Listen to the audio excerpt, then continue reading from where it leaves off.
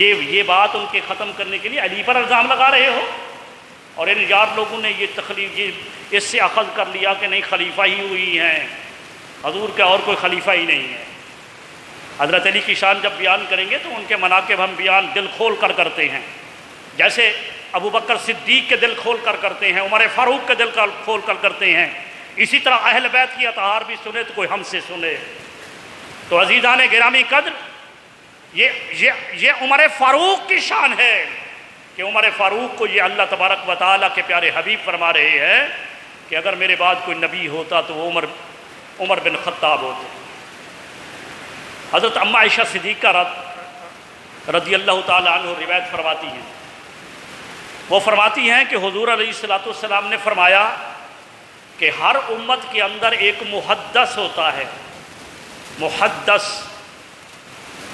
اور میری امت کے اندر کوئی محدث ہے، وَإِن يَكُ فِي أُمَّتِي هُوَ عمر بن الخطاب، میری امت کے اندر کوئی محدث ہے تو وہ عمر بن خطاب ہے۔ اب محدث کون ہوتا ہے؟ محدث فتح کے ساتھ، زبر کے ساتھ، بفتح دال کے اوپر زبر محدث، اور بکسر دال محدث، اسم فاعل کا صیغہ۔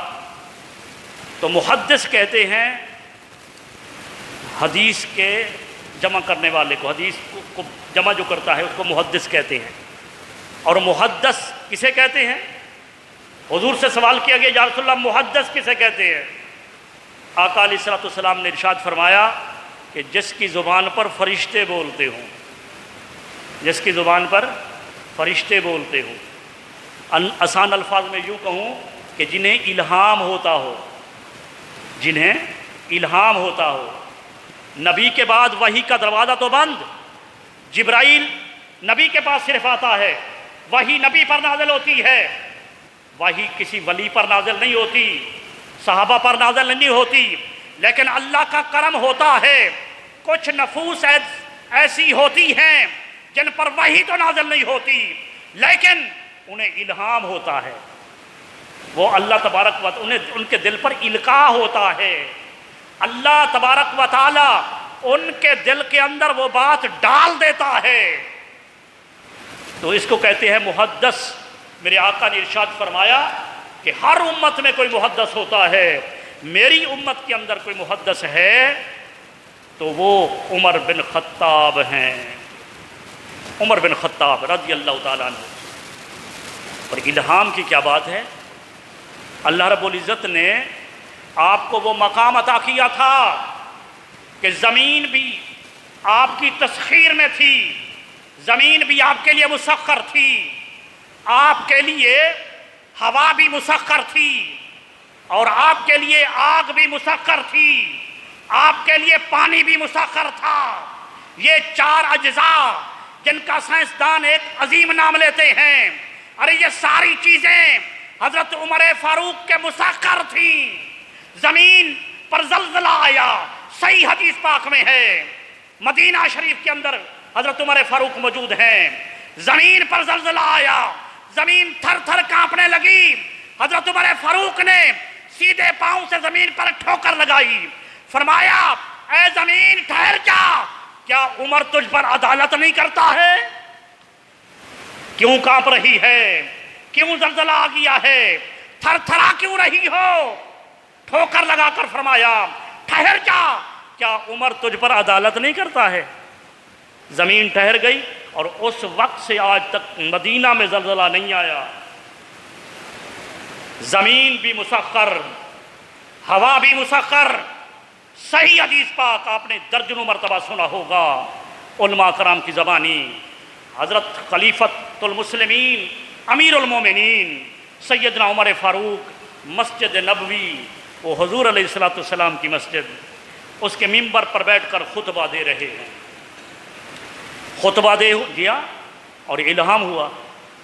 وہ جو محدث ہے نا، تو کیا ہوا، آپ نے دوران خطبہ آپ نے کچھ بے توڑ الفاظ خطبہ کے اندر ارشاد فرمائے، یا ساریۃ الجبل، یا ساریہ الجبل مختلف معنی ہے. ساریہ پہاڑ، یعنی کسی نے معنی کیا پہاڑ کی طرف سے بچ، پہاڑ کی اوٹ لے، پہاڑ کو ڈھال بنا. لوگوں نے جو جمعہ کے اندر یہ بے تک الفاظ، اب ایک قرآن کی آیت یا حدیث مبارکہ بیان کر رہے ہوں، اس کے اندر اس طرح کے الفاظ آ جائیں تو آپ کہیں گے مولانا صاحب کو کیا ہو گیا. خطبہ جو دوسرا خطبہ ہوتا ہے یہ تو واز اردو سے ہوا ہے، اس کے اندر وہ صحابہ کرام کی تعریف، ان کے مناقب، قرآن حدیث یہی ہوتا ہے نا، اور اس کے اندر کوئی ایسی دنیا کی بات کر دیں تو آپ کہیں گے نا کہ مولانا صاحب کو کیا ہو گیا. لوگ سوچنے لگے عمر فاروق خلیفۃ المسلمین، خلیفۃ المومنین کو کیا ہوا؟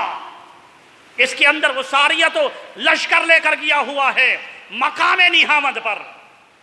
چند دنوں کے بعد ایک شخص آیا، اس نے اس جگہ اس جنگ کی فتح یابی کا مجدہ سنایا، اور ساتھ ہی کہا کہ ہم تو خطا کھا رہے تھے لیکن ایک آواز ہم تک پہنچی جو آواز عمر فاروق کی تھی، اور ہم نے اس آواز کے کہنے پر، ان کے کہنے پر یہ پہاڑ کی اوٹ لے یا پہاڑ کی طرف دشمن سے بچ، ہم نے اس پر عمل کیا اور اللہ نے فتح عطا کر.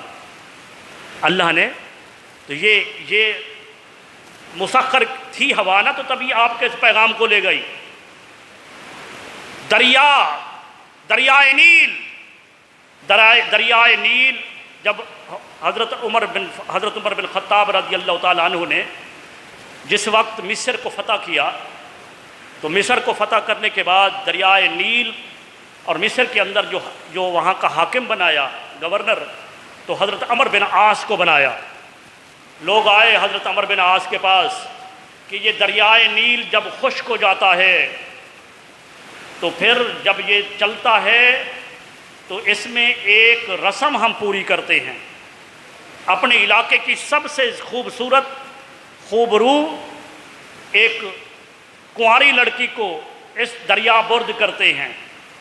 مختلف روایت آئیں کہ یہاں وہاں ذبح کرتے ہیں یا ان کو وہاں دریا کے سپرد کرتی ہیں، کوئی بلا آتی ہے اس کو لے جاتی ہے، لیکن ایک لڑکی ہر سال دینا پڑتی ہے. تو لہٰذا وہ وقت صلیب کا وقت وہ قریب آ چکا ہے. حضرت عمر بن عاص نے فرمایا نہیں، اسلام ان خرافات کی اجازت نہیں دیتا. یہ بالکل نہیں ہوگا کہ ہم کسی دوشیزہ خوبرو کنواری لڑکی کو دریا برد کریں. میں امیر المومنین کو خط لکھتا ہوں، جو جواب آئے گا اسی پر عمل کیا جائے گا. حضرت عمر بن عاص رضی اللہ تعالیٰ عنہ نے خط لکھا. جب امیر المومنین کے پاس پہنچا تو آپ نے پھر دریا کے نام خط لکھا. آج کے کالج یونیورسٹی کے طلباء کیا جانیں، ان کو بات کرو نا کہ دریا کے نام خط، وہ تو بات کریں گے دریا بھی سنتا ہے، دریا بھی پڑھتا ہے، کیا دریا بھی جانتا ہے؟ ارے دریا کے نام خط لکھا. ہماری کتابوں کے اندر وہ خط کے الفاظ آج بھی موجود ہیں عربی زبان کے اندر. آپ نے اس کو خط لکھا کہ عمر بن خطاب کی طرف سے دریائے نیل کی طرف، دریائے نیل کو خط لکھا، اور کیا لکھا کہ اے دریا، اگر تو اپنی مرضی سے چلتا ہے، تیرا چلنا اپنی مرضی سے ہے، اپنی مرضی سے چلتا ہے، تو تیرے پانی کی، تیرے چلنے کی ہمیں ضرورت نہیں ہے. اور اگر تو اللہ تبارک و تعالی جو واحد ہے، جو قہار و جبار ہے، اگر تجھے وہ چلاتا ہے تو میں عرض کرتا ہوں اللہ واحد قہار و جبار سے کہ وہ تجھے چلا دے. یہ خط دریائے نیل کے نام لکھا اور اس ایلچی کو دیا کہ جاؤ گورنر کے حوالے کرو. گورنر نے پڑھا، اب لوگوں کو جمع کیا.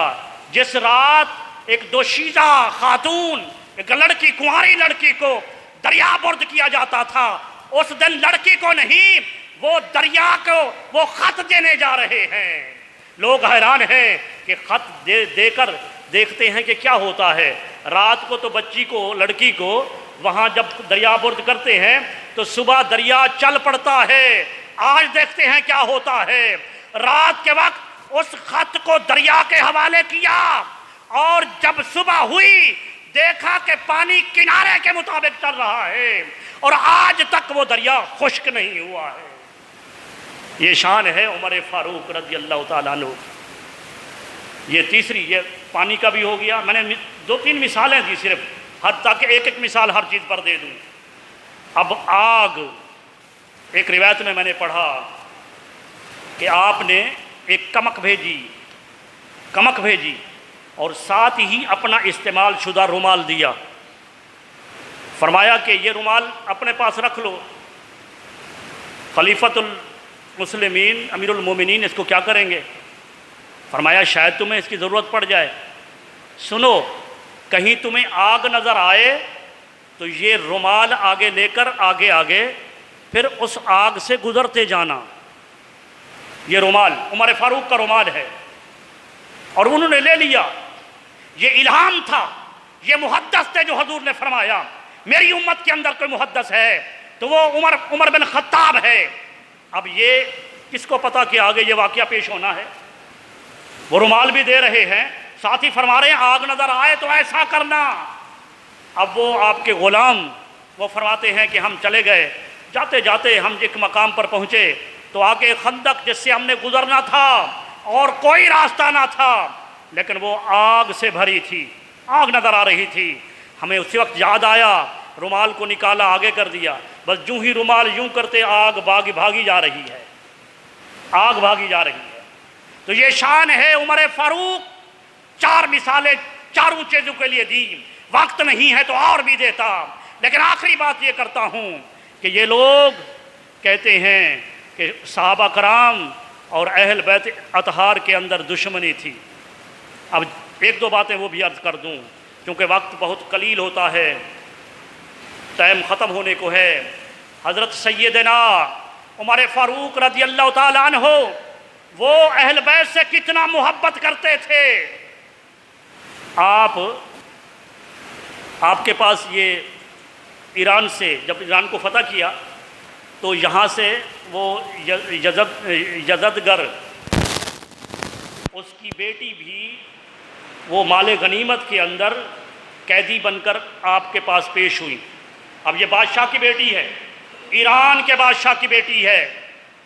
اب جب وہ سونے جواہرات سے ان کا لباس لدا ہوا، جڑا ہوا قیمتی جواہرات سے، جب مال غنیمت پہنچا، سارا مال تقسیم ہو رہا ہے صحابہ کرام کے اندر، مجاہدین کے اندر، اور کوئی کہہ رہا ہے کہ شہزادی بھی آئی ہے، پتہ نہیں شہزادی کس کو ملے گی. عمر فاروق رضی اللہ تعالیٰ عنہ کے کانوں تک یہ بات پہنچی. فرمایا سنو، شہزادی شہزادے کو ملے گی، شہزادی شہزادے کو ملے گی. لوگوں نے سمجھا کہ آپ کا بیٹا عبداللہ بن عمر وہ آپ کا بیٹا ہے، وہ امیر المومنین کا بیٹا ہے، تو لہذا شہزادہ وہی ہے، شاید اسی کو ملے گی.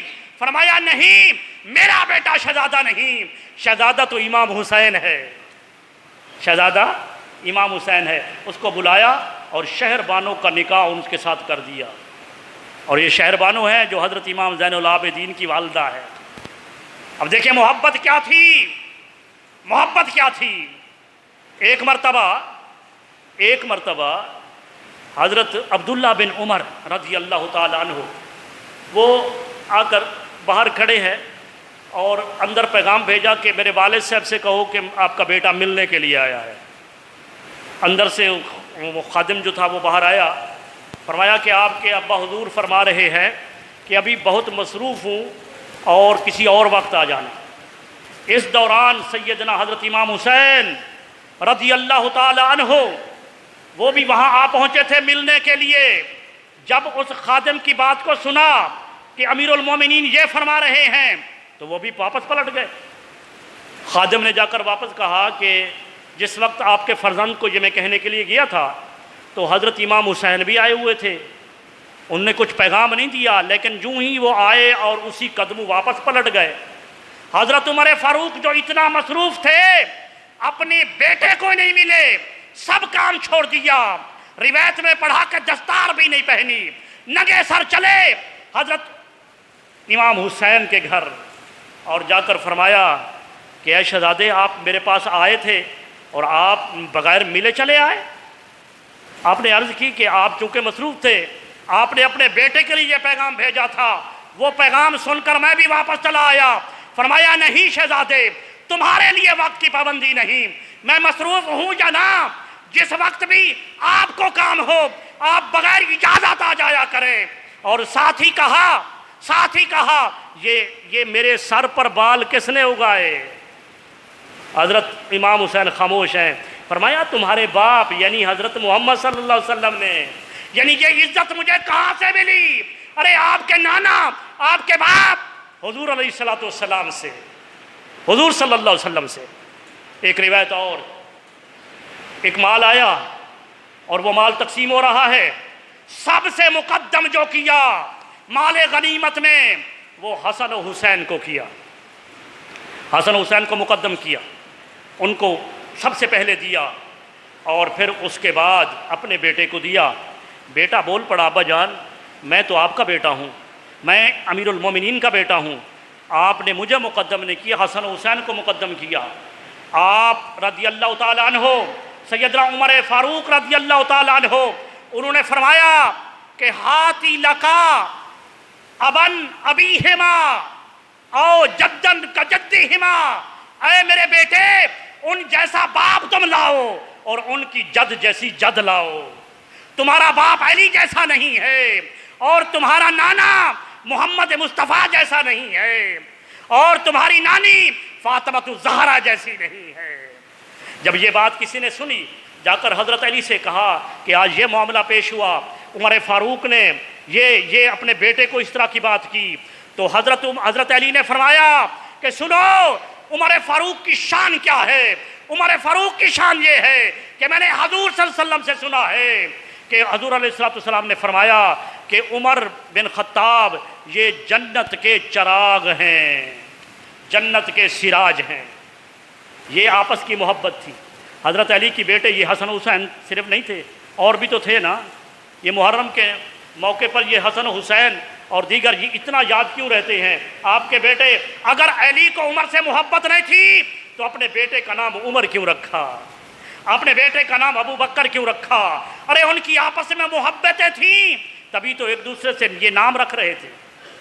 لیکن عزیزان گرامی قدر، آپ کا جیسے میں نے شروع میں عرض کیا کہ آپ کو اسی ماہ مقدس کی 23 یا دوسری روایت 28 آپ کو ابو لولو فیروز نے آپ پر حملہ کیا۔ وہ طویل واقعہ شہادت کا پھر کبھی بیان کریں گے، اور آپ کا جو شہادت ہوئی وہ یکم محرم الحرام کو ہوئی، تو لہٰذا محرم الحرام اگلے مہینے کے اندر ہم شان اہل بیت شہادت امام حسین بیان کریں گے۔